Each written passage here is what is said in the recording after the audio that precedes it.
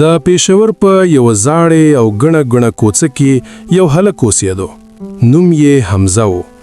د هغوی کور د قصه خواني بازار ته نږدې و.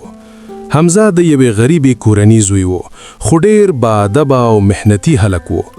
هر سحر به له خپل ابا سره دکان ته تلو. د هغه ابا په یو کوچنی ټال ریډي کې چای او سموسې خرڅولې.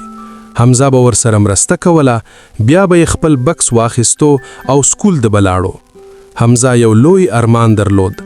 هغه به ویل زه به انجینیر جوړېږم او د خپل ښار لپاره به لوی کارونه کوم. یوه ورځ د هغوی دکان ته اور ولګید او ډیر سامان وسوځید.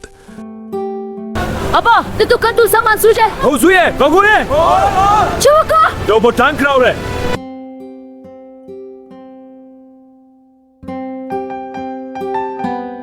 د کور حالات خراب شو. ابا یې ډیر پریشان شو. حمزه هم خفه و، خو حوصله یې له لاسه ورنکړه.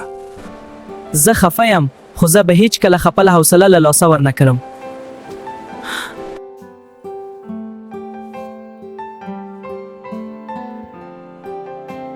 هغه به د سکول نه پس د بازار په یو کتاب پلتنجي کې کار کوو.